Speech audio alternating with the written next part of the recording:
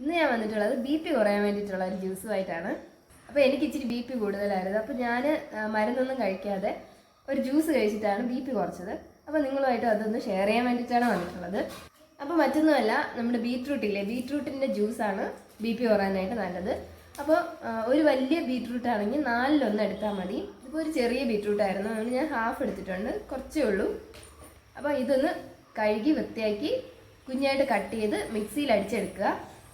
അപ്പോൾ മിക്സിയിൽ അടിച്ച് കൊണ്ടുവന്നിട്ടുണ്ട്.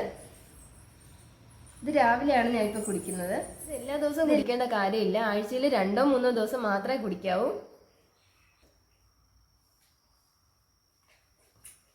ഇത് നന്നായിട്ട് പേസ്റ്റായിട്ട് അരച്ചെടുക്കണം, എങ്കിലേ നമുക്ക് ഈസി ആയിട്ട് കുടിക്കാൻ പറ്റുള്ളൂ. വലിയ തരിയൊക്കെ ഉണ്ടായിരുന്നാൽ കുടിക്കാൻ പാടായിരിക്കും. ഇത് ഒരു ദിവസം കുടിച്ചിട്ട് BP ഒന്ന് ചെക്ക് ചെയ്ത് നോക്കണം.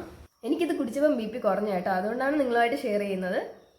മിക്സിയിൽ അടിക്കുന്ന സമയത്ത് ആവശ്യത്തിന് വെള്ളവും കൂടെ ചേർത്തോളണം. ടാറ്റ പറ, ടാറ്റ ഉമ്മ ഉണ്ട്, ടാറ്റ പറ, ടാറ്റ പറ, ടാറ്റ ഉമ്മ ഒന്നുമില്ല.